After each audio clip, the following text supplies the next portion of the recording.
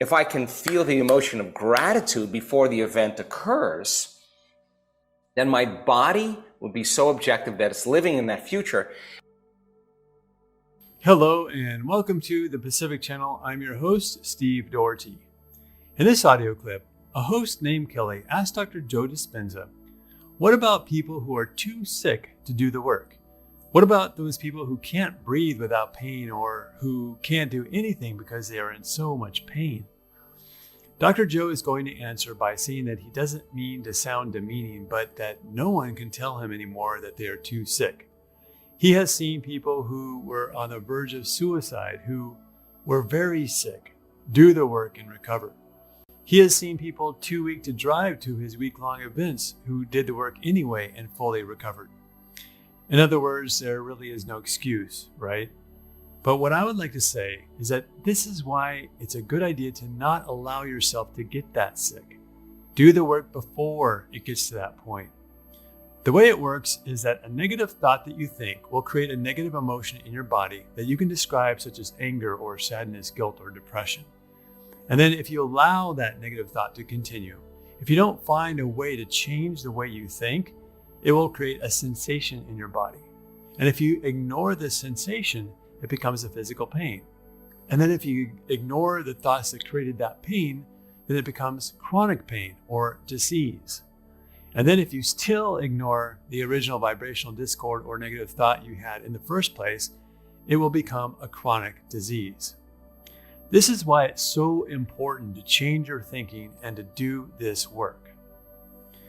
Next, Dr. Joe sort of goes on a rampage of what a person should do if they think that they are too sick to do the work.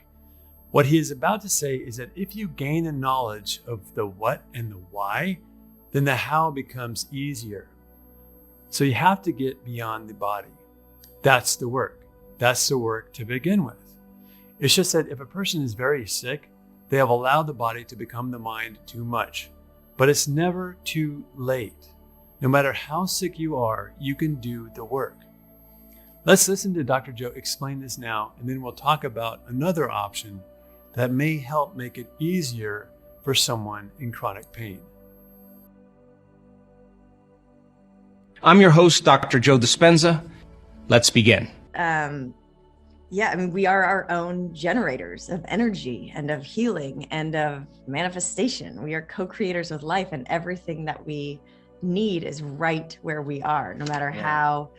For someone listening who is in constant pain or going through treatment and can barely get out of bed, let alone, they're just weak and in pain, and how do they do the work when it's unbearable to even breathe or think about doing anything or being Listen, I have to tell you, you can't tell me you're too sick to do this work any longer, because we see a lot of sick people turn things around, and that's not to be demeaning in any way. I'm just saying that possibility is right around the corner.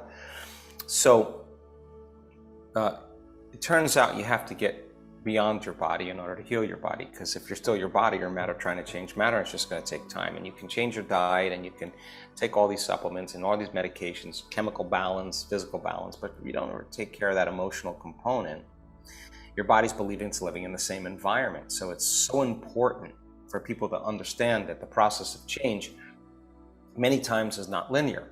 To the person who has a transcendental moment where there's a tumor and then it's gone, you would say on the outside, oh, that person just got luckier. Why did it happen to them and not to me? But if you talk to that person, they'll tell you, I study, I read, I make sure I understand what I'm doing, I understand why I'm doing it. I haven't missed a meditation in 6 months. This is my medicine, nothing else has worked. That person's determined, and so they understand that to change is to get beyond their body, to get beyond all the elements in the environment, to get beyond the predictable future and the familiar past and time, and it takes practice. But every time you're able to regulate, every time you're able to create brain and heart coherence, there's more order in the nervous system. Now I know, and even people that come to our events that are in that novice group, I can say without a doubt now, just keep showing up. Just keep showing up for you. Keep believing in you. Keep going at it again. You stay in the batter's box. Keep your eyes open. Start swinging at fastballs. You're going to start hitting them if you keep practicing.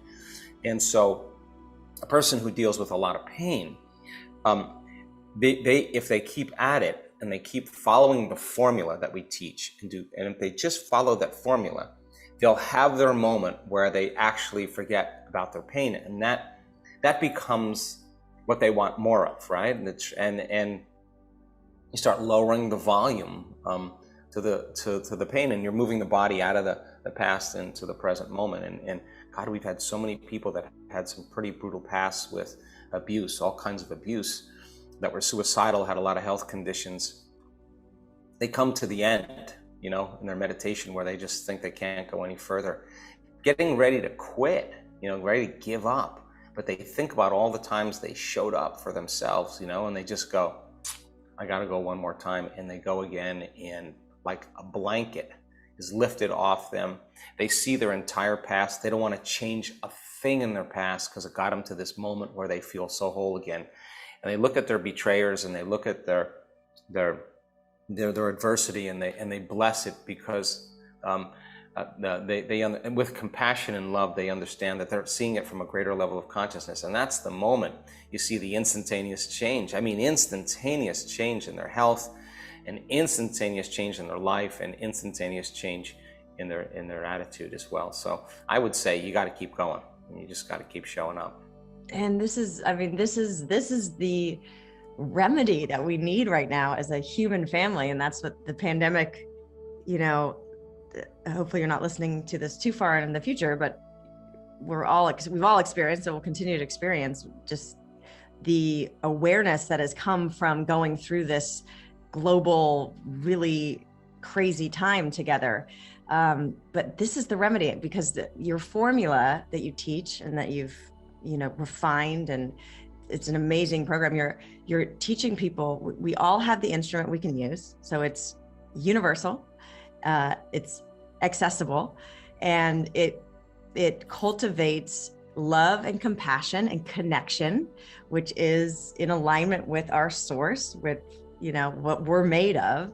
So it's who we innately are. So it's realigning us with ourselves, with our souls, with our source, reconnecting us to our human family. And it is like, love is the greatest healer, and you're just giving people the formula and access to that, and everybody has it. And it's just like, I love it. Yeah, and it's kind of crazy. I think one of the most important things is it's so much easier to forget this information than to remember it. Even me, I have to say to myself, okay, Joe Dispenza, what do you know?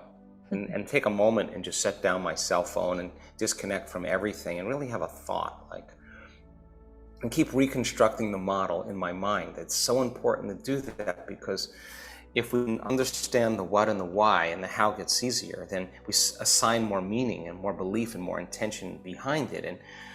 And if you have to say, okay, if I'm living by these emotions that are familiar to me, then I'm signaling the same genes in the same way. Okay, now I have to be conscious of not feeling that way, and you have to make a different choice. And the hardest part about change is not making the same choice as you did the day before, because the moment you decide to do something differently and make a new choice, it's going to be uncomfortable. You're going to leave the known familiar world of the familiar emotions and thoughts and behaviors. And the body, is the unconscious mind, is going to want to return back to what it knows, because we trained it that way. So it's a reach.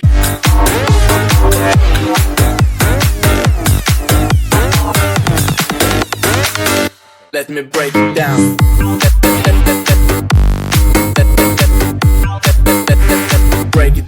Break it down.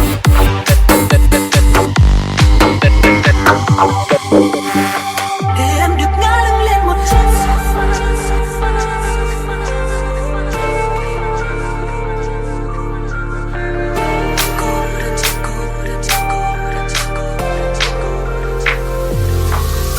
Cô đơn trên sofa, con tim như tan rã, dẫn lối em trôi theo một khúc ca buồn. Giữa căn phòng ánh đèn chợt tắt, che đi giọt buồn sắp rơi. Cô đơn trên sofa, sao anh yêu cô ta, chẳng phải anh yêu em hơn cả anh mà. Để cho thanh xuân này chợt tắt, che đi giọt nước mắt. Okay, if I'm feeling gratitude, and gratitude's emotional signature means I've just received something favorable or something wonderful just happened to me. If I can feel the emotion of gratitude before the event occurs, then my body would be so objective that it's living in that future. I would begin to change my gene expression. And the stronger the emotion I feel, the more I'm going to pay attention to the picture in my mind, and I'm going to be remembering my future. My brain and body are going to look like the event has already occurred before it happened.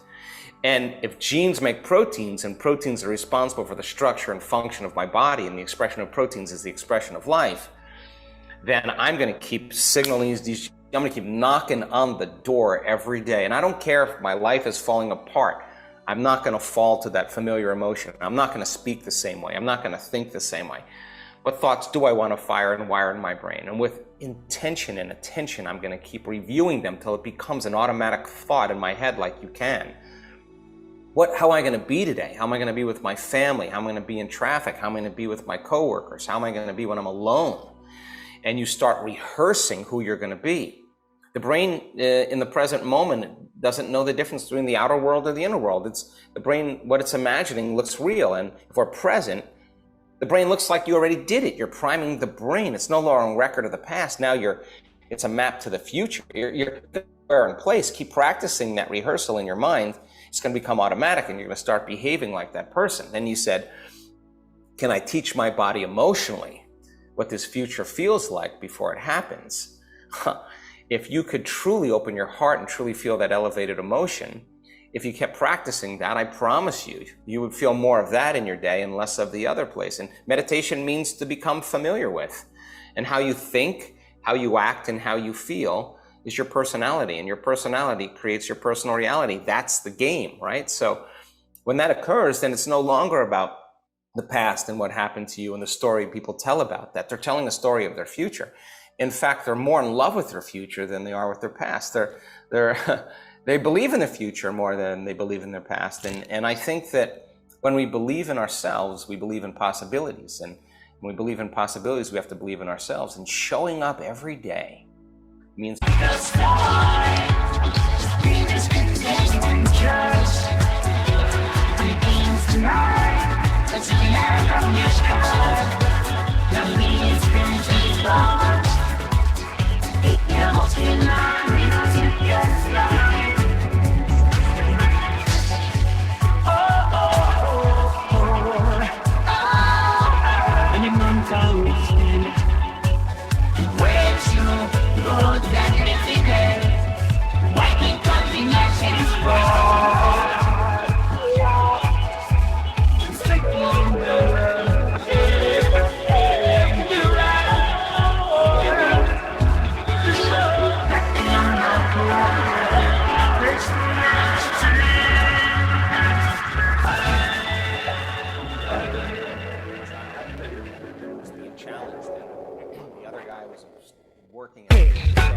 running around, and we got him in the chair and we said, okay, let's get some brain and heart coherence. And we had 15, 20 minutes to do it with these guys, and you saw them way out of balance, right? They're just way out of balance. And all of a sudden, here comes that low frequency in the heart, boom, like a big drum, boom, boom. And all of a sudden you see that low frequency, the energy in the heart that's only indigenous to the heart itself starts rising.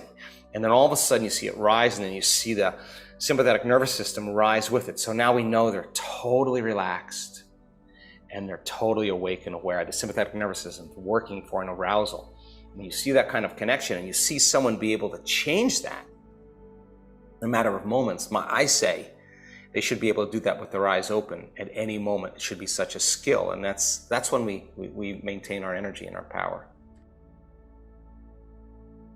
I can understand the problem that the host brings up, because for someone with back pain, for example, they may not even be able to sit up to do the work. This is where I say, do the best that you can with where you are. If all you can do is lay on your back to listen to and follow a meditation, then do that.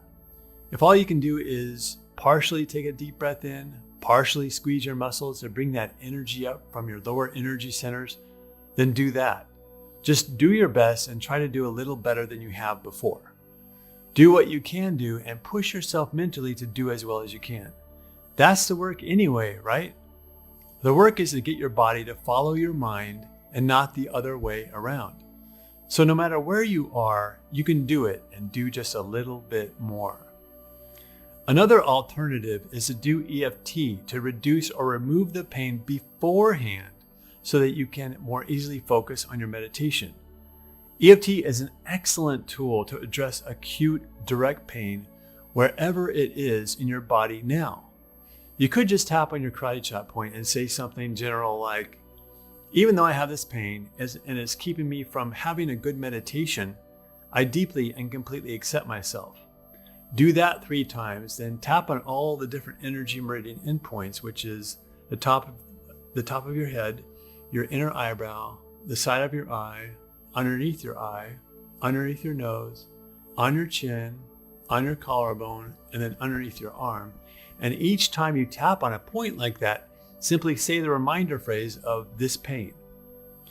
If this is not enough to take the edge off, then you may want to get more specific and use the EFT process on past events that may be causing you to feel stressed now. Of course, there's more to it than that, but you should be able to get enough pain relief just from that so that you can meditate. The point is that no matter where you are in life right now, it is never too late to do the work. Heal your body and your life. If you like this video, please click the like button. And if you haven't already, please subscribe as well. Our channel's goal is to make it to at least 100,000 subscribers so that we can improve the content and offer you more things. And now it's shout out time. I'd like to give a shout out to Happy Grateful Mornings. I'm glad you're enjoying the videos so much, and I wish you the best in your endeavor to become a healer. I think you're in the right place. If you have any questions, please ask them below and I'll do my best to answer them. Or leave a comment about what you think about this video. Thanks for watching, and I'll see you in the next video.